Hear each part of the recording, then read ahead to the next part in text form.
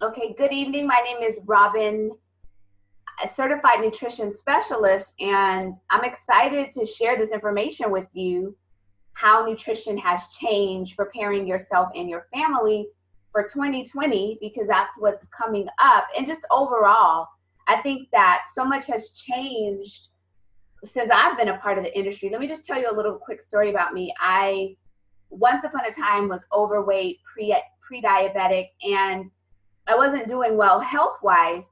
And I realized that food will either kill you or keep you alive. That the illnesses and diseases that we face are due in part to what you put in your mouth or what you don't put in your mouth. And like most of us, I just wanted to be better. And so we're going to talk about how to be the best we can using food and nutrition. It changed my life when I changed my eating. I got into the industry and it's been 11 years. And in that 11 years, I have seen some changes that are not that good. So I'm going to share with you what's changed. And if you have questions at the end, certainly let me know and I will answer those for you, or you can put them into the chat. So how nutrition has changed. Let's talk about how things used to be. Back in the day, families would sit down at the dinner table. Maybe there was a milkman and perhaps mama was cooking and food was fresh and that was good. There wasn't GMO foods and organic food. Everything was organic. Everything was fresh. Everything was right. And things changed. And here's kind of the progression of what happened is that our population kept growing and keeps growing. So in the 1900s, it was 76 million people. Today, 328 million people. So people needed to eat. And in that supply and demand, the food manufacturers were figuring out a way to make food faster, not spoil, bigger. And moms also were no longer at home. We needed two incomes to survive, to make it. So moms started going to work, started, eating on the go, feeding their kids fast food. And so that started kind of the craze, if you will. And so the mass production of food, because again, people want to eat and our society keeps growing and we have to meet the needs of the people in terms of food. So the hamburgers that we used to eat our grandparents used to eat are distinctly different from the ones that we consume today. And let me give you a picture of this. Chickens are designed to now have very large breasts and grow really quick. So a chicken usually takes 78 days. That's nature. It takes 78 days to be ready to go to El Pollo Loco or KFC or what have you, or your dinner table. Well, because we can't wait that long, right? People want their chicken. I remember going to El Pollo Loco and they didn't have any chicken and I was upset because I needed my chicken. So the food manufacturers are now able to produce chickens in 48 days. So imagine a baby in the womb, removing the baby out too soon. What has to happen? It has to be in an incubator. It has to be dealt with to make it ready to live in the world. Well, with the chickens, it has to be hormones and all these things to make it grow. And in doing that, right, the hormones that are in the chickens or the beef or what have you are in you. So the changing of the food brings about a change in our bodies. And for example, tomatoes, they don't go bad like they used to. A tomato is built to have nutrients and nutrition. And now you can find them in the store, very pretty, shiny red, and they don't seem to go bad. And they don't taste the same. So the tomatoes today don't taste the same. So to kind of put this all in perspective again, the mass production of food changed the nutritional value in the food. So again, food doesn't spoil as easy. They're being packed and being able to store because food is being transported all over the country and it has to last. And then there came genetically modified foods, which made it easier to grow resistant to disease and made them more accessible than the food that we used to have. So our produce, so fruits and vegetables are incredibly important. The produce that we get is depleted of soil, and the soil is what had the vitamins and the minerals in them. So modern intensive agriculture methods have just stripped the soil or the nutrients out of the soil. So in 1994, that's when GMOs started to hit the grocery stores. And then a couple of years later, the GMO resistant weeds, so that these weeds could grow, they're just resistant to all the chemicals. And then in 1999, GMOs just started to dominate the crops. And to be clear, those are genetically modified organisms. So you all know that grapes have seeds, or they're supposed to, or watermelon has seeds. Maybe you don't know. Maybe you're young and you don't know that. But the food scientists are able to manipulate it in such a way that they can grow things outside of the season. They can grow things without seeds, and it really changes nature. So as a result of that, as a result of what has changed and how things have changed, we have what we are in today, which is a almost, not even almost, a health crisis with our society. So about 2/3 of our population are overweight, and we have the highest consumption of sugar ever. Salt, fat, and sugar taste really good, and that's the basis of processed foods. And it's really difficult, right? Once you start to get that in your system, it's like crack. It's not easy to put that down, which makes our relationship with food get very, very complicated. But I want you to understand that because food has changed, so it's changed, it's not as nutritious, if at all nutrition. And because of that, what we see today is wide health disparities. So think about people that you know. You see more heart disease and stroke. Cancer is a problem. Breast cancer in women, I mean, I'm sure that you all know people and men now that are affected by breast cancer, younger and younger and younger. What's up with that? That was not a thing back in the day. You have the respiratory diseases, asthma, COPD. That is increasing because our bodies don't know what to do with the chemicals that we're taking in, and then we're not giving our bodies enough armor to fight off what we're taking in. So you see diabetes, Alzheimer's disease, that used to not be a thing, kidney disease, autism. Having children now on the spectrum is growing by 10% per year. That should be alarming to everybody. I mean, we are in a crisis, and there's something that we can do about it, and we should. When I started in nutrition, I did not see what I see today, which is a lot more autoimmune disorders. So you're seeing the lupus, MS, fibromyalgia, rheumatoid arthritis, celiac disease, thyroid abnormalities, Crohn's disease, eczema, all a part of the autoimmune spectrum. That was not, I mean, it's growing out of control. Anxiety, and also all of these ailments then prompt people to go to the doctor and then put pharmaceuticals in their body, which further throws off the body's ability to heal and thrive. Constipation. If you look at the television, you're going to see so many advertisements for laxatives and things for the digestive health, because constipation is an issue. And we'll talk a little bit more about pooping soon. Food allergies and intolerances like the EpiPen. Everybody used to eat peanuts, and now it's a thing. I don't even know if on the airplanes they give people peanuts anymore because of the allergies. And infertility is a challenge now, where I know so many couples that are struggling to have babies when that used to just be a natural occurrence if two people would do, I call it the thing. So think about you, your life, the people in your life, and people that you know, and then just what's going on. I feel like I'm painting a picture of bad news in a way.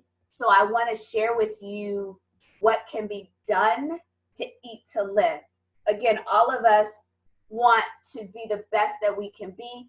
And it gets really confusing with food because there's all these gimmicks and different things. So I'm going to tell you from my expert knowing what works and what is not going out of style ever. So there's all these different diets and fads and things to do, but let me share with you what I know to be true. So we're going to talk about how to eat to live. As I said before, that our relationship with food is very complicated because we eat, we should eat, or the purpose of eating is to get the nutrients in our body so that we can grow and thrive. But we eat for fun. We eat because we're bored. We eat because we're stressed. We eat out of addiction. Well, it's a complicated relationship. So whenever you're asking someone to change their whole eating, that's daunting. Working with clients for this many years, it's just, and I can just tell you this, when I would work with clients as a nutritionist, only 1 out of 10 would actually make a change, an overall overhaul in their eating. And that was a problem for me because, again, I knew out of 10 people that came to me, only 1 of them, that means 9 of them were not going to make a long-lasting change. And I'm going to tell you today a way to make a significant impact in your health for the good. All right, so our relationship is complicated, and let me just be clear on what nutrition is. It's there to maintain your brain, your muscles, your bones, your nerves, your skin, your circulatory system, immune system. It is a combination of macro and micronutrients. Now, when you are eating your hot Cheeto, you are not thinking about, oh, let me fuel my brain and my muscles. You're like, yummy till my tummy get in my belly, right? It's just, a lot of times we just eat for pure pleasure.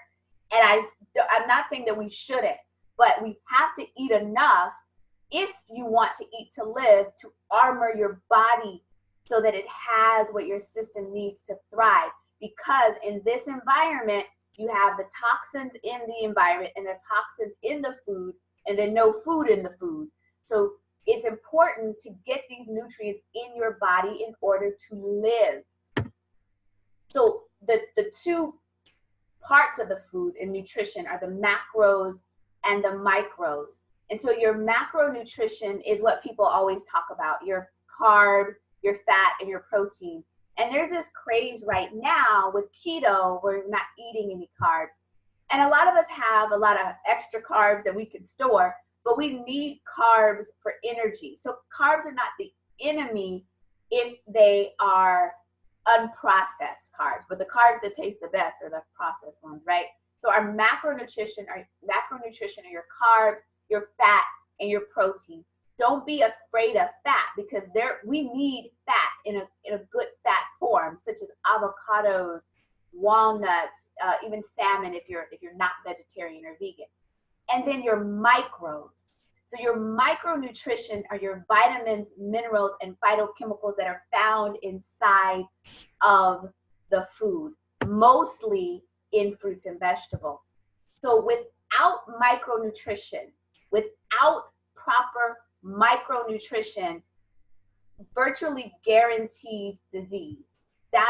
So when we look at the disease and why people get them, it is not having enough micronutrients in the body as your armor, because your cells need these micronutrients to thrive.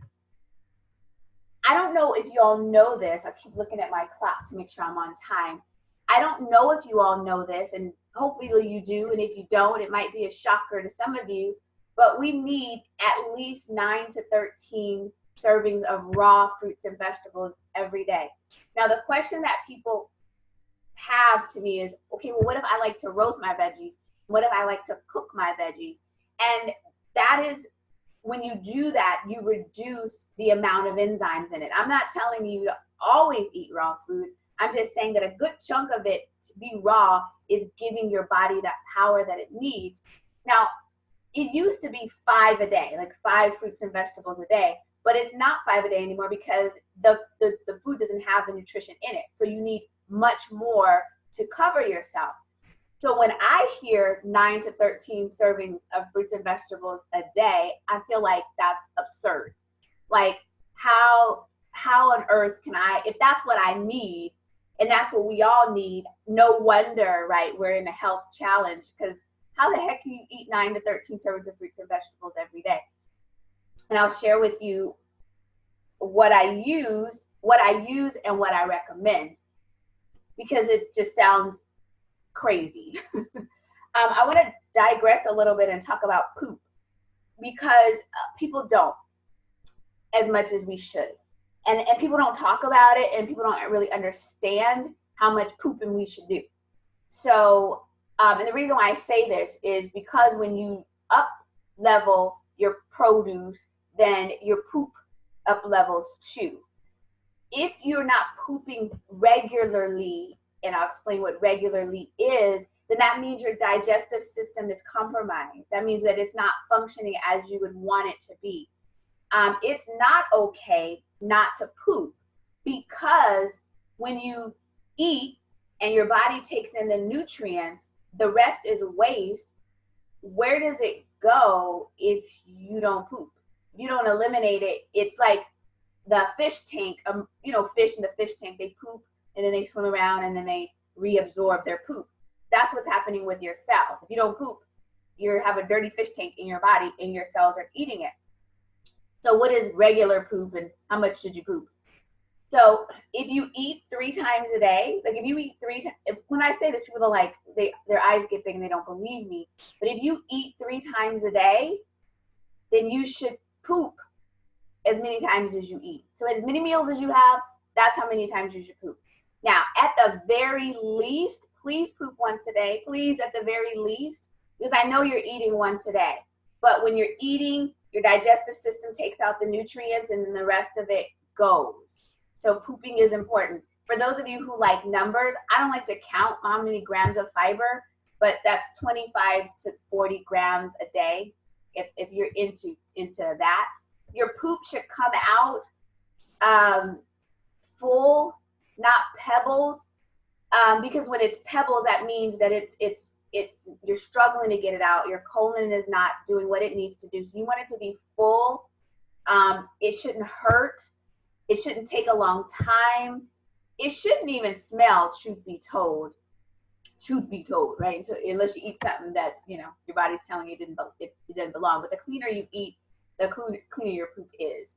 So again, having regular bowel movements is critical to your health, and it lets you know that your digestive system is working. Your immune system, your digestive system houses 80% of your immune system. So just know that.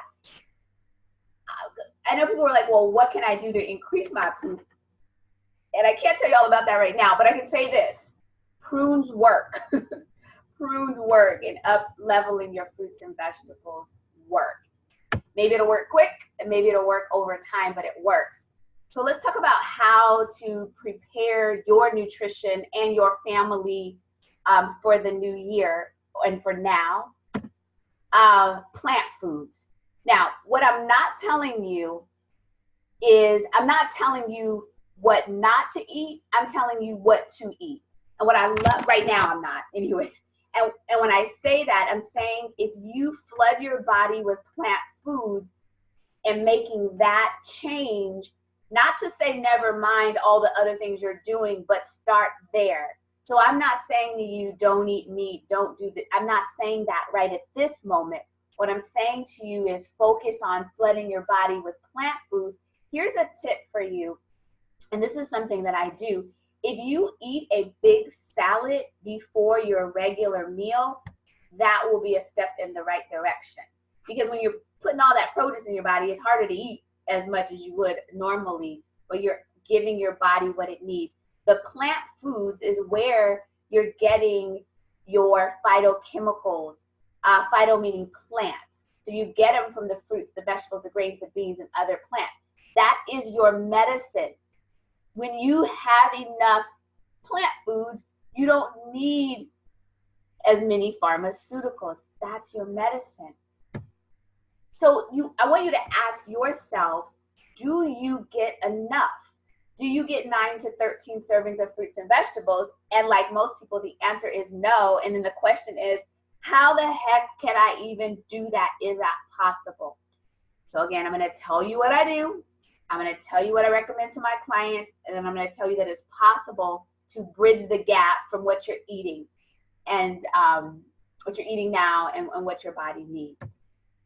All right, so I'm going to give you some insider secrets, okay? This is what I do, and this is what I tell my clients. One of them is to shop at the farmer's market because they often have the seasonal produce. And again, the seasonal produce is it has more nutrients in it, and that's what nature intended. Nature intended certain things to grow at certain times. So if you go to the farmer's market, you're getting generally a better bang for your buck. They're usually ripe, not genetically modified, and so that's giving you a good amount of nutrition. So shop at your local farmer's market. That's one of my tips. So use that. One of the things that I do is I actually grow my own fruits and vegetables with what's called the tower garden. And the tower garden is awesome because first of all, I don't have a green thumb. I don't want to get dirty. I don't need to do all that, but I want to eat fresh produce. And in the stores, there's all these recalls. I was just hearing about something else in a store where there was some kind of, bacteria on the lettuce or what have you. When you're growing out in your backyard, you can even grow inside, you don't have that. You have control over what you're growing and how it is being given to you. So this is like fresh nutrition in your backyard or in your house, because you can actually grow inside with the tower garden. There's no dirt. It's 90% less water. It's smaller than, if you're trying to grow a raised bed, and you can't screw it up. Take it from me. I have no green thumb. I can't screw it up. I grow mostly greens because that's what I like, salad greens, but I've grown cucumbers. I have peppers.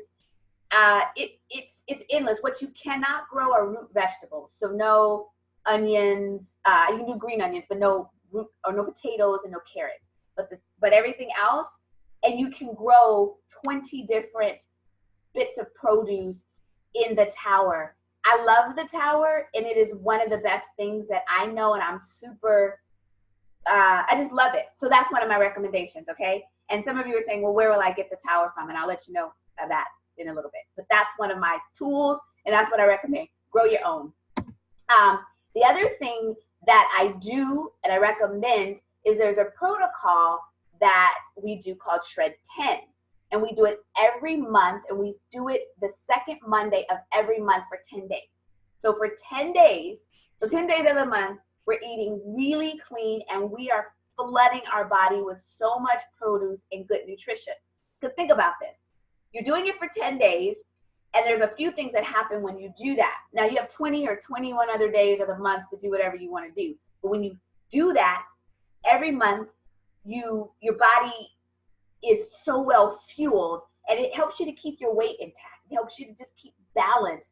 And when you do that and you feel good after doing that for 10 days, then after day 11 or so forth, you don't necessarily want to go back to the way that you were eating. But let's say you did. Then the next month, we're going to shred again. And it's a protocol that we do, I personally do, and I recommend every month. Right now, Thanksgiving is coming, and I'm going to have some stuff. And I know, like right now, I'm doing the shred. And then after Thanksgiving, I'm going to do the shred. And we do it as a group, and it is phenomenal. So let me tell you a little bit more about it. The premise is that we're shredding the foods and the habits that don't serve us, and we're focusing on flooding our bodies with whole food nutrition. You can do anything for 10 days. So I'm going to tell you part of the protocol, and don't get nervous. We're taking out gluten. Why are we doing that? Because of the GMOs, and a lot of times the digestive system doesn't like gluten. So when you take it out, that's how you know. And a lot of times you don't feel bloated and so forth. We're taking out dairy, just for 10 days, y'all, just for 10 days, caffeine or reduce. Because I know some people, if you don't do caffeine, you feel like you'll die. So we don't want that. So reduce it. Alcohol, processed foods, sugar. But there's good news because we do have a natural way to handle that sweet tooth. And then we're not eating after 6:30 or 7. I'm picking up the pace because I don't want to have us on here too long.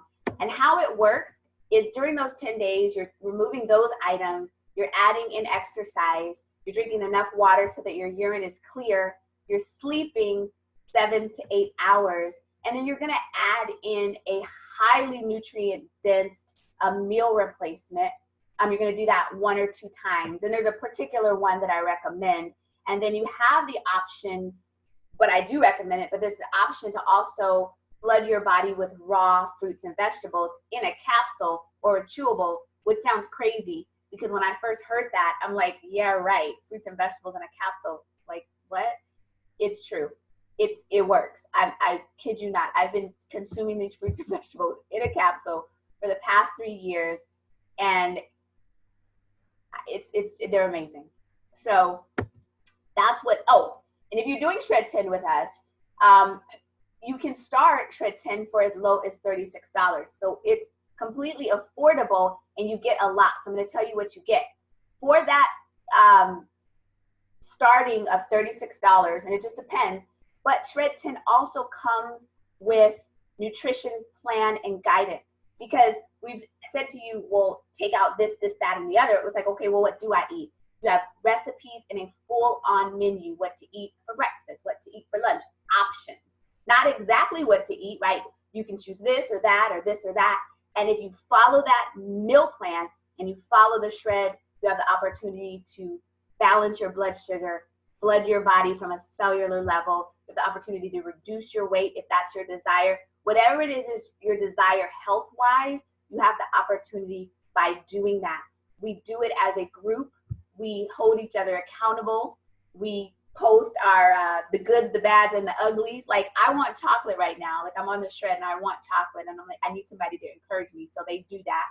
I'm the nutritionist, but I still struggle. And we have success guides, and we have amazing camaraderie. We have more than 120 shredders every month joining in with us. And so if that sounds like something that's interesting to you, we want you to have the opportunity to do that. So if you need more information, so let me just sum this up.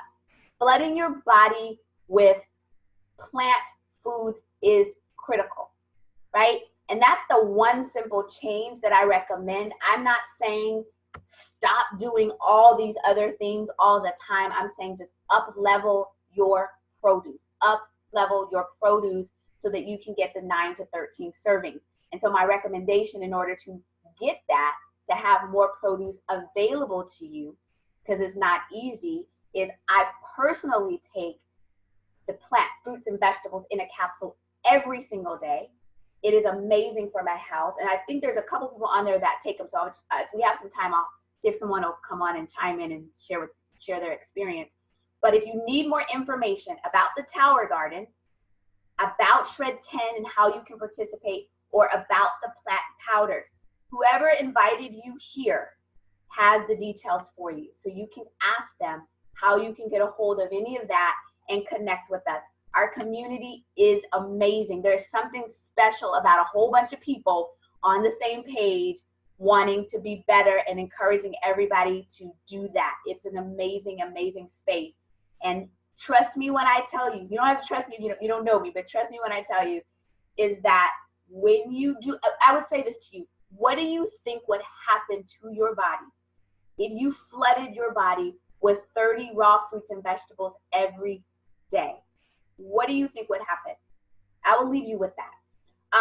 Can I just have, if we have like 30 seconds, can I have, I know that Tammy Cloud is here.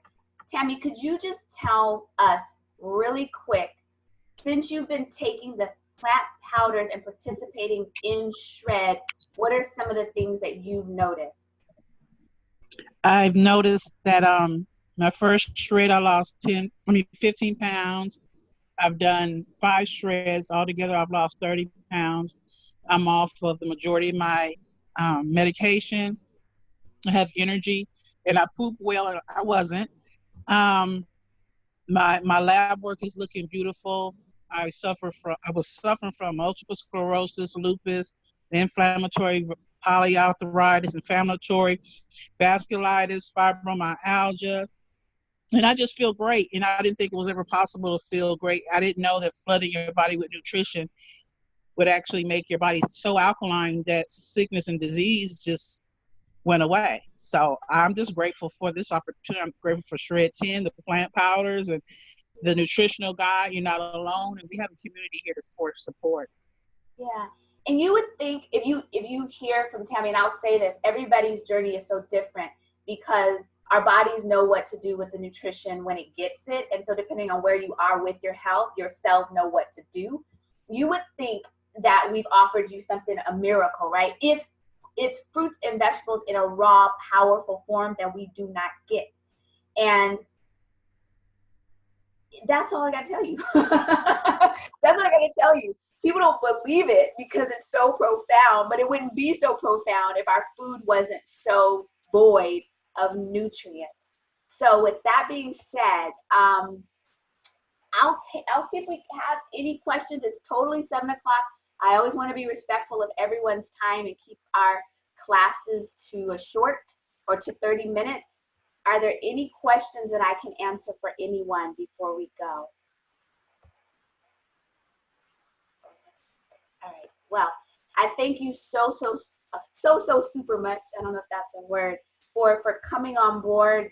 I hope that in some ways we've inspired you to take a look at what you're doing in your own health and nutrition. And remember, if you have questions about how to add more raw fruits and vegetables to your diet in the most authentic way, connect with the person that that invited you here. And I want to say this too about the because I always just would say to at first, why would I need to take plant powders when I can just eat my fruits and vegetables? And the answer is, again, because I can't eat 9 to 13 of them. And just because you're taking the plant powders doesn't mean you should stop eating fruits and vegetables. You're bridging the gap. We need so much more than we're getting, and this is a way.